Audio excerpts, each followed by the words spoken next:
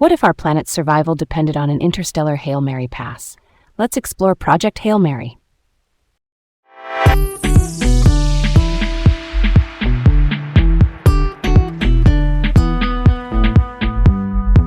I'm Leah, feeling excited to dive into today's cosmic adventure. And I'm Garrett, ready to explore the universe with you all. All right, here's where we begin. We're talking about Project Hail Mary from 2026, a science fiction adventure that blends survival, space exploration, and a surprising friendship. It sits right at the crossroads of big ideas, sci-fi, and heart, and it uses IMAX-scale visuals to tell a very human story. Let me paint the picture for you. When I was a kid, I was obsessed with space. I once built this, totally janky model spaceship out of scrap wood in my dad's garage, sanded the fins, drilled holes for, imaginary thrusters, even painted it with leftover house paint. I was convinced I'd figured out how to make it fly if I just, angled it right on a zip line. Spoiler alert, it did not fly. It nosedived into the lawn. I cried for 5 minutes, and then I started asking why real rockets work. That was my first reality check, that space is unforgiving, and that the math, the materials, the fuel, the life support, all of it has to be nailed down. Project Hail Mary taps into that same feeling, an ode to trying something wildly ambitious and then engineering your way through all the ways it can go wrong. Let's set the scene.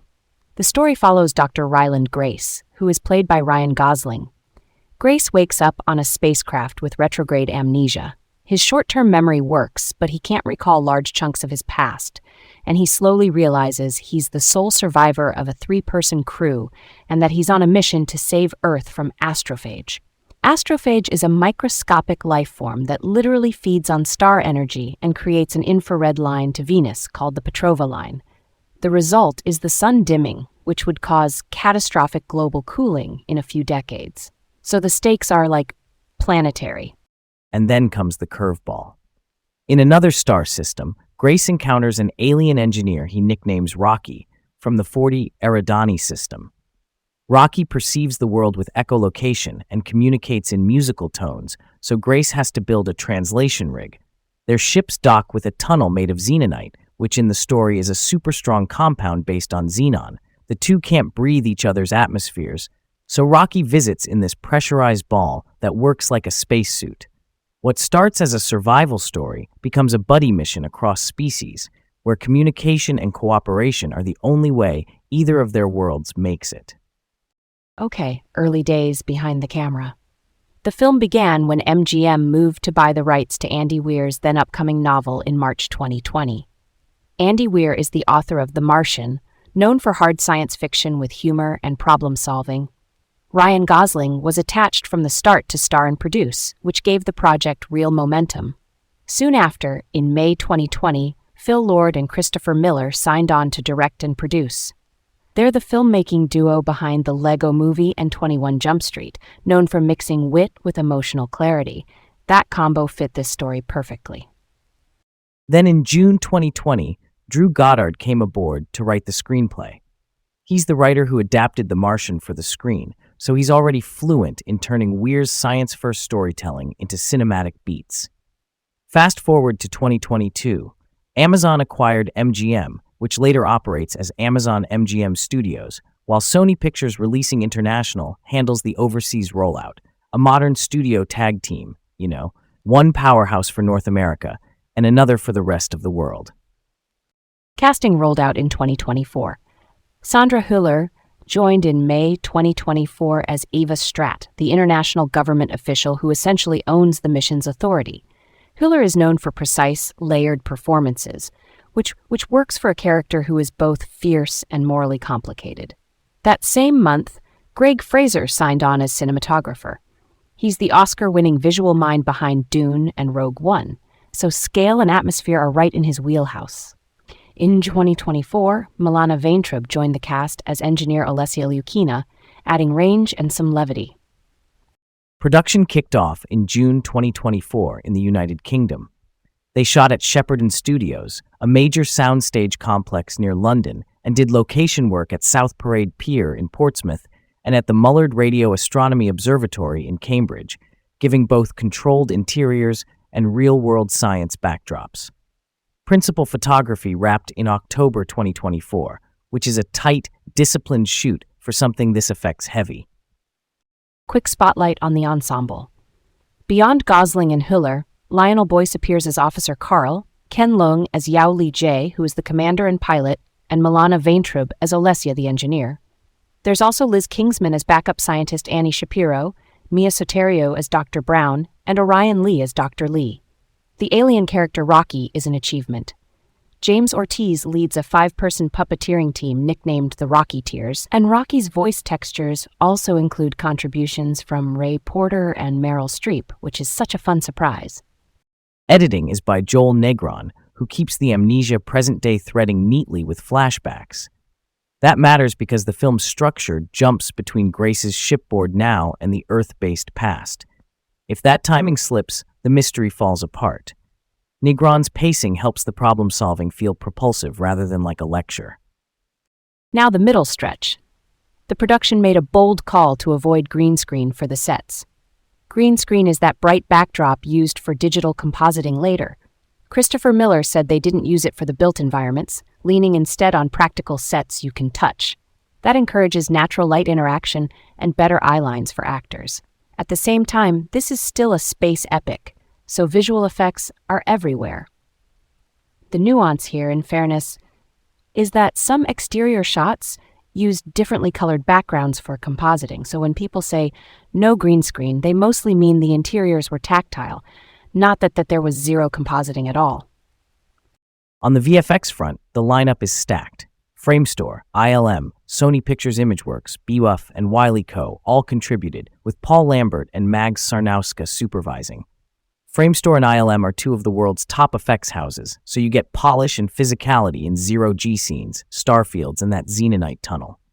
Crucially, Rocky isn't just a digital creation. He's a hybrid. Extensive puppetry on set for that grounded presence, then digital augmentation for subtle facial micro-movement and performance nuance. Phil Lord even called out how well that blend worked, because the audience empathizes more when a character shares the room with the actor. Aspect ratio becomes storytelling. Present tense scenes on the ship use tall frames, up to IMAX's 1.43:1, which is almost square compared to typical widescreen.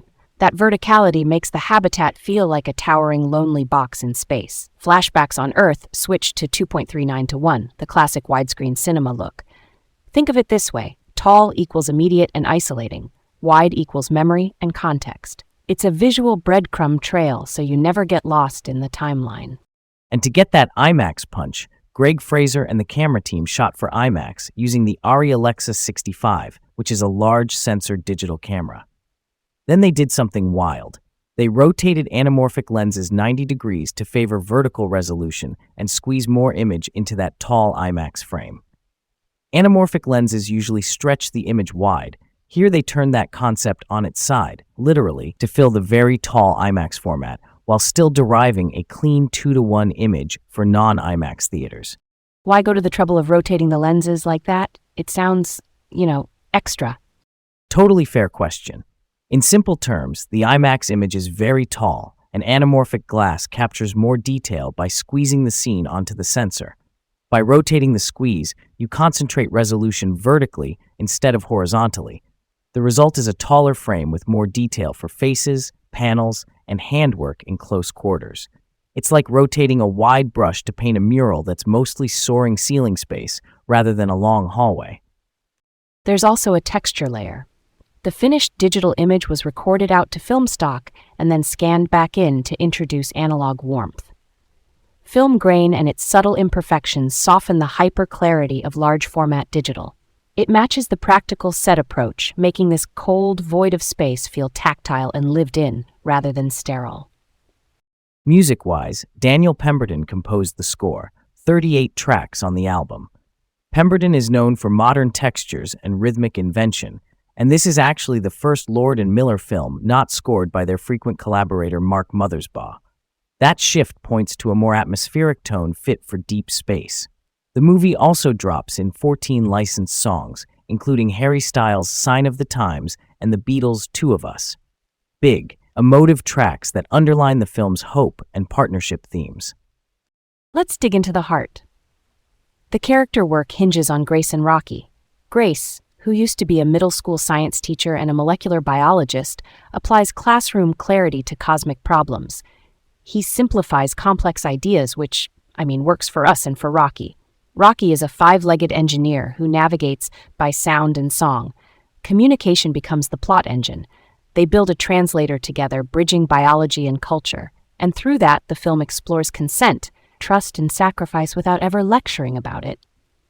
Story beats to note. Earth's crisis is astrophage darkening the sun, and Project Hail Mary is a one-way mission to Tau Ceti, the only nearby star not dimmed. At Tau Ceti, Grace and Rocky find a planet they call Adrian. In its upper atmosphere lives an organism that preys on astrophage. Grace cultivates it as Taumeba, a countermeasure. There's a harrowing set piece where a fuel leak sends their ships into a spin. Rocky cracks his suit to save Grace, gets badly injured, and then heals in hibernation.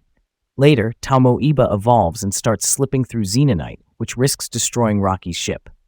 Grace has to choose, go home to Earth or save Rocky's world. He chooses Rocky, sends probes with Taumeba data back to Earth, and stays to help the Iridians. In the epilogue, Earth receives his logs, Iridians build him a biodome, and he teaches science to alien kids. Also, a fun tech detail. The Hail Mary ship is described as powered by 1009 spin drives. It's oddly specific, and it sells the scale of this fictional propulsion system. Now the landing.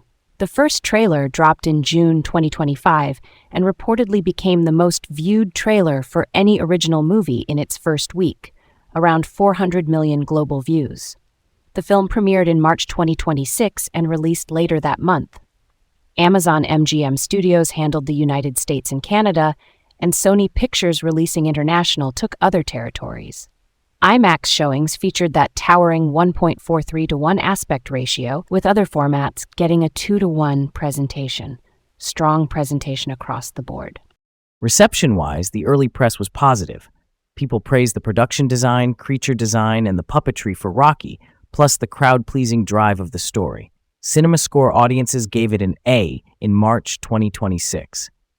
At one point, the box office gross stood at about 80.6 million, and music folks took notice too. The Guild of Music Supervisors nominated the official trailer's music supervision. Marketing clearly connected, and that record-breaking trailer suggests a cross-demographic appeal leaning on friendship plus science. We'll talk about money more in a minute, because there's a conversation there. As for impact, using hybrid puppetry at this scale in a modern space film is a statement. It says emotional presence matters as much as pretty pixels. Here's where it gets really interesting. The financial picture. Variety estimated in March 2026 that the movie would need around $500 million worldwide to break even. Break even is simply the point where total revenue equals total costs, but in film that's complicated by marketing spend, distribution fees, and revenue sharing. Studios don't often disclose the full math, so we're left with informed guesses. Does that fuzziness bother you, Garrett? Kind of, yeah. Transparency would help us compare apples to apples across releases. But the ecosystem is messy. There's theatrical splits, premium large format surcharges, international terms, streaming windows, and long-tail library value. Even merch and licensing can tilt the scales. So a single break-even number is like a moving target. The more interesting question to me is, did it resonate enough to have a cultural half-life where people keep talking about it and recommending it? Critical response and audience grades say yes. For you, why does the precise financial win or loss matter? Real talk. Money signals whether studios will fund similar projects. If ambitious, original-leaning sci-fi performs, green lights follow. If it misses targets, risk tolerance tightens. But I also think success can be layered. Maybe theatrical is one chapter, then streaming performance, home release, and global TV licensing keep adding up. We've also got that record-breaking trailer and an A cinema score, which suggests strong satisfaction. So, while the 500 million number is a headline, I'd call it an estimate, not a verdict. The art's value isn't only in a ledger, even if the ledger matters. That's a solid point. And hey, the distribution partnership itself is a case study. Amazon MGM domestically with Sony internationally shows how studios can pool strengths to reach wider. That kind of collaboration mirrors the movie's theme. Different systems, shared goals. Financially and creatively, it's all about alignment. Pop culture ripple. LEGO released a LEGO Icons model of the Hail Mary spacecraft in March 2026. LEGO Icons are those detailed, display-grade sets aimed at adults who love engineering challenges. Building the ship yourself turns the movie's problem-solving vibe into a hands-on experience. It's a bridge between the story and a living room workbench. And I could get behind more of that, an art of book showing the puppetry to VFX handoff. Educational kits that explain how translation systems could work using tones and pattern matching. Even model kits of Rocky's Xenonite tunnel. When merch teaches while it entertains, it sticks. On a related note, want to hear something wild? What if astrophage were real? We spot a Venus-bound infrared line and realize the sun is dimming. First move is global observation. You'd need an international task force, like the film's Eva Strat represents, to pool labs, satellites, and budgets. The mission architecture might mirror Hail Mary, an uncrewed survey first, then a one-way crewed shot if time's too short. Not gonna lie, the ethics would be a minefield. But the urgency would be undeniable. Let's not let this one slide by. In the story, Strat drugs Grace and forces him onto the ship because time runs out. That's forced conscription. In reality, I hope we'd avoid that. Maybe we'd recruit volunteers with ironclad consent and backups trained in parallel. Also, the amnesia plot device is tied to long-duration hibernation. If we had to induce deep sleep for years, we'd be risking memory impacts anyway. Real talk, informed consent, and legal frameworks would have to move fast and carefully. If we met an alien engineer like Rocky, the translation path might actually start with sound too. You map patterns, repetition, numbers, physical gestures. A shared lab experiment becomes the Rosetta Stone. Xenonite, as described, is fictional. An ultra-strong xenon-based compound is not a real materials science thing, but we could imagine a high-strength composite that serves a similar purpose. The principle is what matters. Build a safe bridge between ecosystems that can't mix atmospheres. Here's another angle. If we found a biological predator to our threat, like Taumoeba is to astrophage, we'd need extreme biosecurity. That means containment layers, fail-safes, and evolution modeling, so we're not unleashing a cure that morphs into a new problem.